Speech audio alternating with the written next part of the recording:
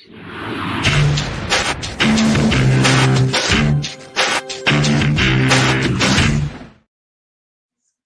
everyone, and welcome to Ful-on, your Fulham-centric football podcast. I'm your host, Ash Woolford. Joining me for our last match review of the season are both the Jacks. AJ, how you doing, mate? Yeah, all good, all good. Yeah. And Mozza, how you doing, mate? Yeah, very good. Thank you very much. Good, good. Obviously, we're here to talk about the last game of the season. Just a few bits of admin before we do. We will be having an end of season awards and an end of season review, but we're probably not going to do that for a couple of weeks. Drew's obviously not been with us for the last couple of episodes. He's on holiday. We're waiting for him to come back because we want him to join us on that. For anyone who wonders why we won't have an episode out on Friday, we're all going to take a couple of days off before we get back into the mind-boggling thing that will be trying to work out what Fulham are going to do over the summer to improve this squad, because it's going to be an interesting one, and there's going to be an awful lot of work going into that, not just by Fulham but by us trying to cover it. So, with no further ado, let's talk about this Man City game. Obviously, Fulham go into the last home game of the season, last game of the season against Man City. Man City needing a point to secure Champions League. We really didn't have much to play for other than, the more positions up the table we could finish to, the more money we would get reward wise. 2-0 scoreline, not really that surprising. AJ, I ask this question every week. There were a few changes to the starting lineup, one or two, few eyebrows raised with some of them. But what did you think of the starting 11 picked by Marco Silva? Completely baffled me, to be honest. And I said it amongst us in our group chat prior to kickoff. I have no idea why we went with that lineup going into the final game of the season with nothing to play for. And even then, the bench only contained King of all of our youngsters that have recently been in and around the training with the first team. So it made zero sense to me. Like, Vinicius is going. What purpose does he serve being in the matchday squad against Manchester City on the last day of the season with nothing to play for? Like, genuinely, what purpose does it serve over Osmond, who could have been in the squad and getting some experience, whether he played or not? Robinson still dealing with an injury that might need surgery, plays for 90 minutes for what reason? We have no left back. But we've had him out previously and played Sesame on left back. And as much as I appreciate, it's Man City that'll probably get us spanked. It's the last game of the season. We have nothing to play for. No, I don't understand it. Kenny Tete, fine. Anderson, fine. Cuenca, interesting change. Fine by me, no issue. Tom Cairney getting quite a lot of minutes. He deserved it, to be honest. He did well. Wilson, Pereira, Adama. Again, why are we not using King? Why are we not using Godot? I don't get it. Jimenez is Jimenez. He's our starting striker. Not a lot we can do. Yeah. Right, it just baffled me, the lack of integrated youth. Like, if there was any point you were going to give them a shot, just to make sure that they were happy within themselves, this isn't going to do it. There is nothing on the line. Yeah, for me, the starting lineup shouted, Tom Cairney's last game for me, because I don't understand why he would start in this game for any other reason than it being that. The Cuenca change was interesting for me. I actually think that's more a test for him to work out whether or not he's going to be kept over the summer or not. If he can handle himself in a game like this, then potentially, he'll be useful for the squad next season. But I agree with you. I'm a bit shocked by the lack of no Marshall Godot, no other youngsters in the sort of squad. King coming on, he got a few more minutes than he probably would have done other than starting the game. He completely changes the game when he comes on. So, it goes back to proving our point about, why we're not trying these youngsters that maybe come into games like this with a little less like fear, because they have nothing, they have no experience of playing against a Man City side of this quality. So I agree with you. There were a couple of weird ones. The Robinson one for me only annoyed me because of the quality he put out in the game. He was really off his game for me. I know a lot of people were really, really impressed with how he played and stuff like that. If you take in his injury, he did really, really well. But if you exclude his injury, he was really immobile. He was out of position loads. He was struggling to get back. He was struggling to get forward. Him and Adama looked like they were on two different planets half the time. It didn't really work, that whole left hand side. And I know Marco loves this inverted winger thing. He loves to do it, and it's really frustrating for me. If Adama was playing for his bread for next season, as it were, he'd be going hungry. The fact we've already renewed his contract is a bit of frustrating, because I find him infuriating to watch as a player, because he does so much so well, and then as soon as he gets anywhere near an opposition box, he turns into a chocolate teapot. It's just like it's not good enough. Like yesterday, between him and Andreas Pereira, we could have scored 5 goals in the first half if they just had a touch or the ability to make a pass or to shoot when they needed to shoot. It was a bit ridiculous. Mozza, before we sort of get into sort of breaking down that first half, what was good about yesterday? The atmosphere at the Craven Cottage was really good, considering the fact that it was pretty much a game with not much on the line. I thought the actual atmosphere around the ground was really good. It was really jovial. It was really end of season party esque, as some people would put it. But I was really impressed. How about you?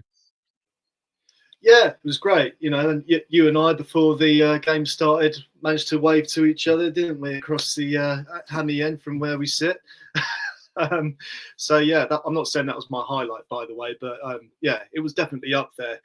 But the atmosphere was great. It was very, like you say, end of the season, like literally the last game of the season, last time at the Cottage for us.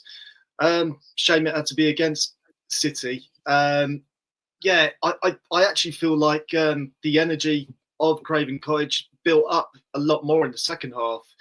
Don't know if that had anything to do with us going 2-0 down, but I actually thought even from the off, like when it got to the literal first minute of the second half, everyone just seemed to have a bit more of a bounce about them. And I don't know how much we'll go into it right now, but there was an awful lot of taking the mickey, shall we say, at some points. Not out of players or the club itself, but just everyone in good spirits. And I think it was quite down to the fact that we've resigned ourselves to, well, the actual fact that we have got nothing to play for, really, other than hope that some of the other teams, that their results that day would mean that they finish below us. I'm not going to name names, but you'll know who I'm on about. But yeah, no, it was a good vibe, and it was worth being there just for that. But I think, yeah, I'd be on another planet myself if I thought we were going to come away from that game with any sort of result. I thought maybe a point at best, and I think if anything, from the way we played, we did deserve at least that. But yeah, I'm sure we'll get into all the other aspects of the match.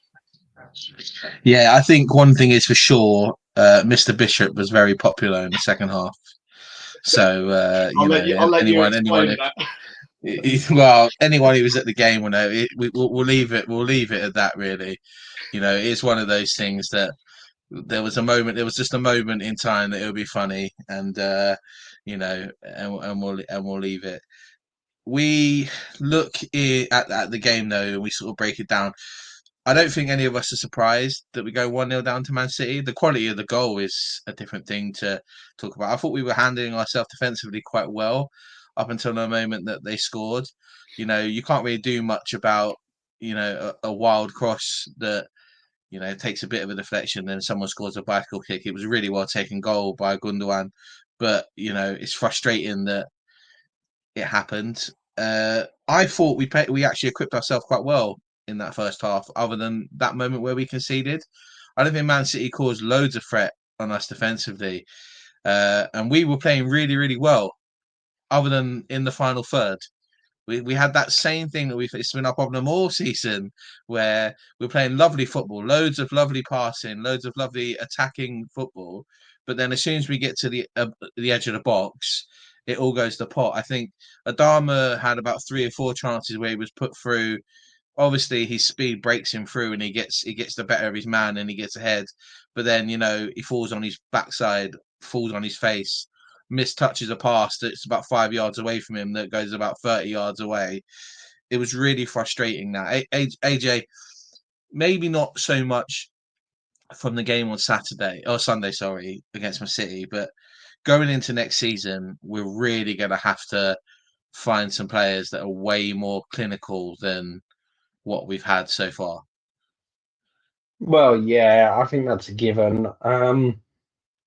It's an interesting one. We're apparently in conversations with getting a new striker, so that will aid that.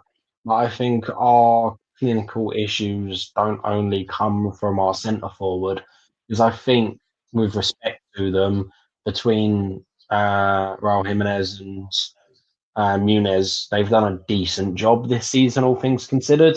That's not me saying we don't need another striker, we do, but we have a significant lack of goals that have come from our midfielders and wingers. You could argue Iwobi's got a decent spread of goals for someone of his caliber that's played in between midfield and the wide position. But then when you start looking at some of those goals, nearly half of them are crosses that went astray and just ended up in the back of the net.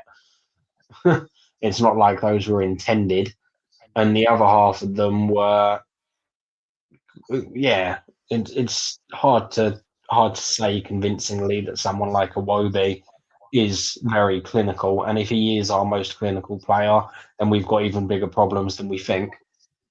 It's a tough one because we have good players with good technical ability, and we want to nurse in these youth prospects as well. And we don't have Europe now to give us the opportunity to really overhaul the squad, because that's something that we could have done. Is if we were in Europe, we could have gone ahead and bought a basically a whole new starting 11 uh, in terms of minus a few positions, of course, in terms of Premier League quality players and clinical threats, and then used what we have this season for those European Cup games, those National Cup games, the likes of Wilson, Adama sticking around, but playing against, I don't know, some Wi-Fi password in the Conference League, or playing against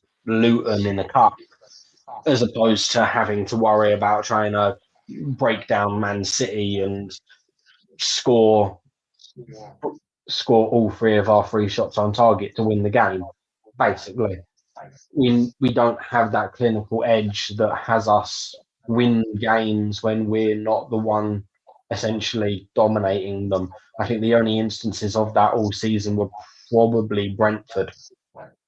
So Yeah, it is really, really frustrating how bad we are. And it's mental that we are the team that have scored the most goals from substitution on the pitch. I think it's the league record breaking now. It's 17 goals from substitutes. A lot of people look at that as a positive, that you have players on that can come on and change games. But for me, I don't look at it as a positive at all, because there's been too many of those games where we've been over reliant on making for substitutions in games to sort of maybe something will change, maybe something won't. What I do know is whoever we bring in during the summer, we need to make sure that they have an ability to shoot. There's only really one player in our squad at the moment who doesn't look scared to have a shot when he needs to, and that's Harry Wilson. And we really missed him for the games he was out injured, because we just weren't taking those opportunities. He comes back, obviously, he scores a great goal against Brentford, naturally. it's because he's taken a shot on for 30 yards and nobody else will do that. And that was proven on Sunday yet again by our inability to take pop shots when they come about. And yes, I know Man City have arguably got one of the best goalkeepers in the world, blah blah blah. He's got one of the easiest jobs in world football when you've got £2 billion worth of players in front of you. But we almost gave them a little bit too much respect when it comes to like trying to score and take shots and take moments on. And it was really frustrating, those couple of moments with Adama where he broke through the middle and there's some really lovely passing play, a lovely ball over the top, and he breaks through and basically stands on the ball and lands on his face. It's like, what? How are you a professional footballer? Like, there's a reason why he's gone from playing for Barcelona to playing for Fulham, and it's because he's just not that good, and it's really frustrating. We go into the half time on Sunday 1-0 down. I don't think any of us are that shocked by that. Man City are Man City. We know how good they are. They're a world class squad. They got a lot of really really impressive players. We come out second half. And for the first 10 minutes of the second half, I thought we looked really, really good. We were really, really trying to break down Man City and get the ball into the box. And for once, we were actually trying to cross the ball into the box a lot. The problem is that there wasn't, other than Rayola, there wasn't really anyone following in, as per even Tom Cairney, who you would think after scoring against Brentford last week because he followed the ball in would maybe do the same, but he just didn't have it in him. Unsurprisingly, as we know, he just doesn't have the legs to keep doing that when he's playing a full game. Substitutions from Marco were a bit odd. Again, we take off Andreas Pereira and Harry Wilson and bring on Iwobi and Smith Rowe, who Smith Rowe's not had a great time this season, right? But I thought he came on and looked okay on Sunday. Actually, I will give Smith Rowe a little bit of credit. The last couple of games, he's looked a lot better than he has done, right? But it's a bit too late with this season. Iwobi come on and for the first 10 minutes he was on the pitch, looked a little bit lackluster. And it wasn't until we then made the second set of substitutions in the 74th minute where Josh King and Sessegnon came on that he then looked like he had a bit more help on the wing, with Sess being an overload for him that then obviously made him look like he had a bit more movement. Frustratingly, Tom Cairney comes off, and this is a moment where we've got to talk about TC. Arguably, probably the last game he's going to play for Fulham. I'd be very surprised if he does get a new contract. Watching him at full time, watching him when he came off as a sub, watching him during the lap of honour, it looked very final from him. Frustratingly for Fulham, it's what Fulham do. They haven't made the decision on him in enough time that he'll get a proper send off that he has needed, because there'll be so many people who were at the game on Sunday who just were not sure if it was his last game or not, and because of that, they maybe didn't give him some of the reception he deserved. Tom Cairney is a Fulham hero, and he will be for a very long time, not just because of scoring a promotion win at Wembley, but because of the year's service he's given us. And it's almost a little bit of a disservice to him that they haven't made the decision on him yet, or they can't be a bit more transparent about what's going on. I know Marco Silva said that it's probably looking unlikely that him and Kenny Tete will be Fulham players next season because of difficulties in trying to work out their contracts. And I believe it's just because they're both trying to get more money than they probably can be allotted from the squad, considering their input into games. Kenny Tete's situation is a bit frustrating because we all know he's a really great player, but he's missed, was it like 12 and a half months worth of football in the last 2.5 years through injury, which is just not, for somebody who wants double his wages and a 2 or 3 year contract, is a bit, it's a bit annoying. It's a bit frustrating. We can't really put up with that. We then look at the rest of this game after TC comes off. Frustratingly, obviously, we had just conceded the second goal through the penalty that was a really soft penalty to give away. The typical penalty that's given for Man City. I'm not saying it's not a foul. It's 100% a foul. It's just one of those really annoying ones where a player feels the smallest touch on his ankle and he pirouettes onto the floor like he's just been shot in the foot. Frustrating as it was, they score another goal and the game's pretty much over from there. It doesn't really matter how much huffing and puffing we're doing. Man City are pretty much just gone into relax mode. They know they can hold out, and we're even though we're huffing and puffing and we're playing some decent football, And another shout out to Josh King. Obviously, he played really, really well in that end bit of the game. We just didn't really produce much. Mozza, you were at the game as well. Obviously, that second half, it looked like it could have gone on for another 25 minutes. We weren't really going to have an opportunity to score, other than the blatant penalty that we'll talk about in a minute. It really is frustrating, isn't it, that teams like this can come score a couple of goals and just know they can sit back because we haven't got anything to beat them. Yeah, I mean, I was quite surprised that we didn't score. I will say I shouldn't have been, but we had chances, and you've gone into great depth yourself a minute ago talking about the reasons behind that. What I would want to touch on as well is I know it's a bit ad nauseum, the subs, Marco's mental substitutions. I feel like he took off some of the best players. For me, Cairney and Wilson were the best players on the pitch until they were taken off. And even just, the starting XI, Pereira, would I have had rather had ESR start? I don't know, gun to my head, probably not. But I mean, that was a like-for-like change. Traore should have been in that position, etc. It goes on and on and on and on. Sorry, I know you two have already covered it. But yeah, there is a level of frustration there. I just would have thought we could have. It would have been nice to have just seen one last goal at the Cottage for this season. Even if the game had ended 2-1. But at that point, I suppose it's. I think I've developed a thick skin as a Fulham fan, especially on a day like that, where it's frustrating, but you just got to let it go, really. I mean, if we had more to play for, or if we had something to play for, if our necks were on the line, then I would have come home pissed off or upset. But I wasn't, and I felt like there were still some players who were showing fight, i.e. Cess and King. When they came on, they were still playing like it was a final. And I don't say that in a facetious way, because they really were. So I just kind of think things like that. How different could that game have been had they started? It's all ifs and buts. We'll never know. Let it remain unknown, I suppose. But yeah, I mean, I think it was a game that has, again, just raised our eyebrows in the same way that many of the games this season have. So our podcasts in between and pre-season are going to be, I hope, interesting at what we can speculate what might change or what could change. Yeah, one of the things I don't like to do is moan about referees, right? I don't like to do it. I often do, but I hate doing it. As someone who has refed a little bit in my lifetime, it's a hard job to do, especially when you get up to professional level playing in Premier League, right? I thought the refereeing during the game on Sunday was poor. Man City were literally given almost every single puff of breeze that was blown past them. There was a moment in the second half where Adama's breaking through with the ball, and he's being pulled back by two Man City players. But because he shows his own upper body strength to stay on his feet and to move his body in front, he gets done for a foul because he said he threw a player forward when the player was holding on to him. It's frustrating. The first half, the ref was. It's funny how whenever Fulham players were fouled, it was he's trying to play on with the ball, but every time a Man City player got breathed on, he gave a free kick. I'm not shocked at all that the penalty wasn't given at the end of the game.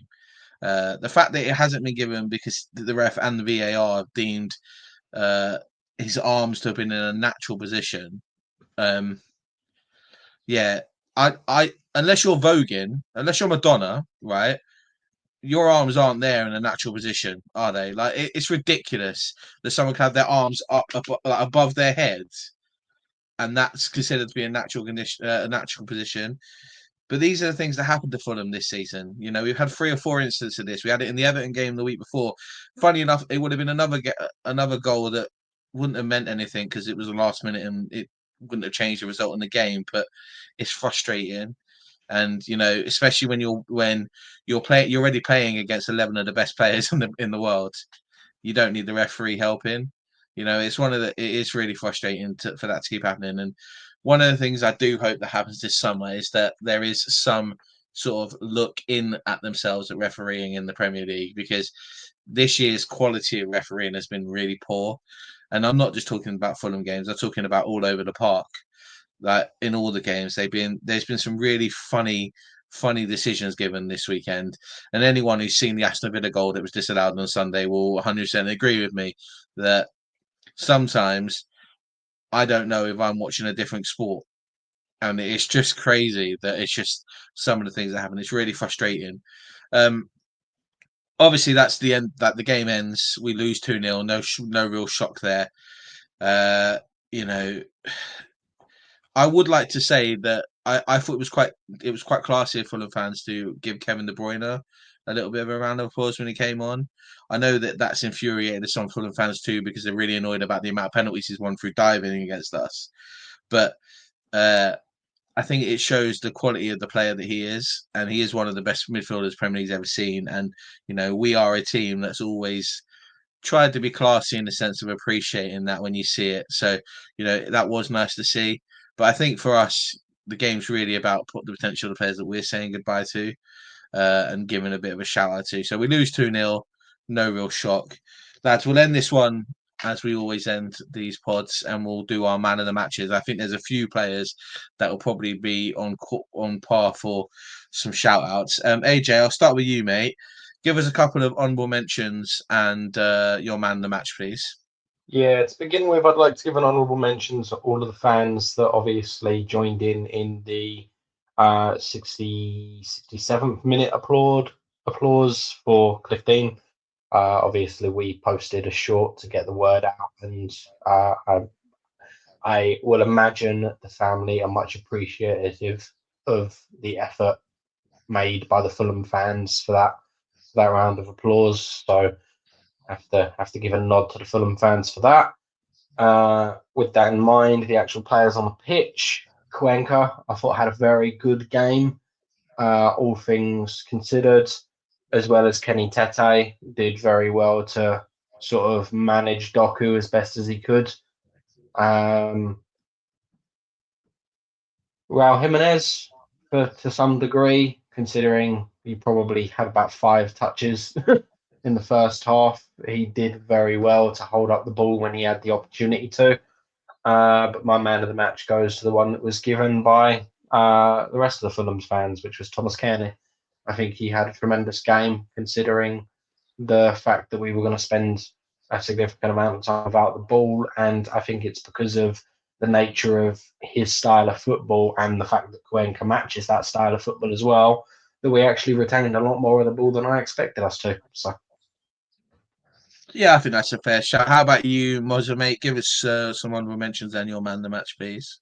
Yeah, honourable mentions for the very same reasons AJ's just said.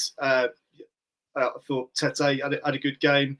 Jimenez as well. Kept showing that work rate that he has done, even if he does fall out of position a bit. But anyway, for him being on his own, yeah, I thought it was great.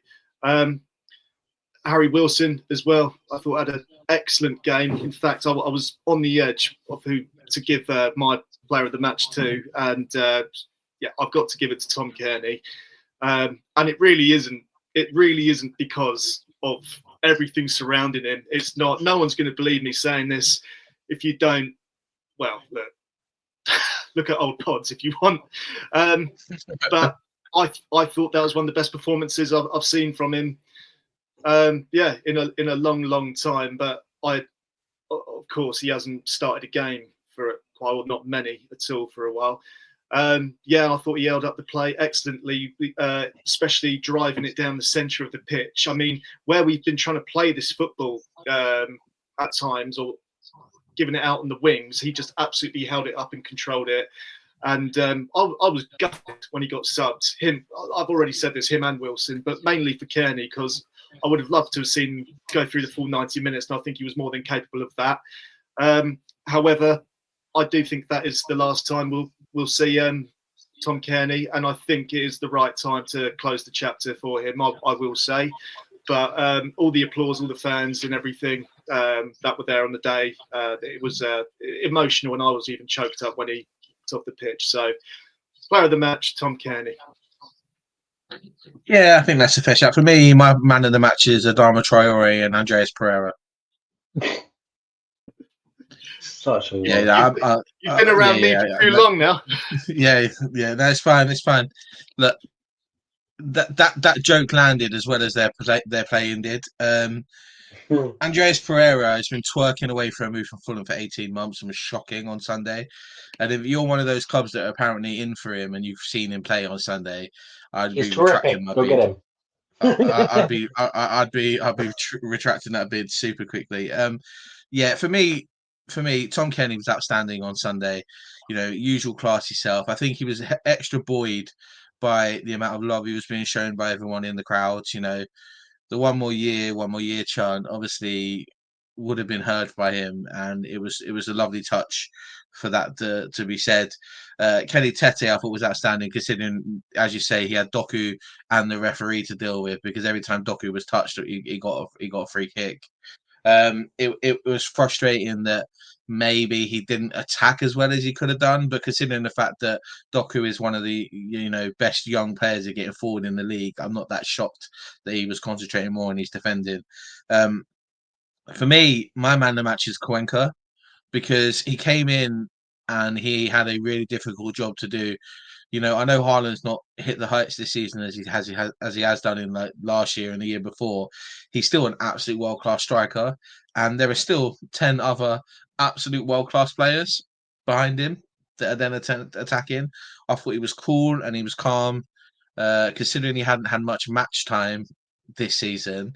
I thought he held his own and he did really, really well. So for me, Cuenca will be my man of the match, but I'm not going to argue with Tom Cairney getting it. You know, if that's the last time he's ever seen in a Fulham shirt, I think that caps off his Fulham career perfectly. He was cool. He was calm.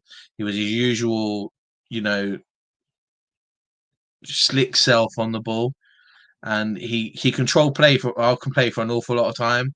And it's hard not to get a little bit emotional when you talk about Tom Cairney, because we've been through a lot over the last 10 years. But you know, it was a good send off for him, I think, and it was a great game of football. Lads, thank you very much for joining me on this. We've come to an end to our first full season on Ful-on, which is great. Drew's not here sadly, so we can't like completely celebrate as a team. But guys, I know it's been difficult the last couple of months talking about Fulham, but thank you very much for joining me on this little escapade. Thank you, boys. Our pleasure. We're obviously going to take a break for a couple of weeks, probably a week and a bit. We will be back to do a season review and then the season award show. As I say, Drew's actually on holiday at the moment, so we want him to come back and be a part of that, because it's an integral part that he is. For all of you that aren't aware, we are currently on the lookout for some new people to come and join Ful-on. So if you've got an interest in, being on one of these sort of shows or making your own sort of Fulham content, but not quite sure how, or just want some support, you want to make your own history shows, even if you want to do some work behind the scenes, that you're interested in just coming and getting some experience with, just give us a message, send us a message on Twitter, or an email at fulonfulham@gmail.com, and we can have a discussion about getting people in. We are looking to expand our coverage for next season, not just do these match reviews and match previews. We want to do some more weekly news and more weekly gossip shows and those sort of things, but it's a bit difficult to do when there's only 4 of us and having the time to do it. I know, as I said last week, AJ's got a few video ideas he wants to work on. We want to give him the time to be able to actually do that, and some support to do it. And we also want to concentrate on doing some more of the other stuff that we all love doing and bringing you guys Fulham content. As we say, that's the end of the season, really. We're going to have a couple of weeks off and we'll be back in a few weeks. Enjoy your summers. We'll be back to ruin it when we talk about Fulham selling all your favourite players and not buying the players we should do. But other than that, have a good evening, and we'll see you soon. Come on, you Whites.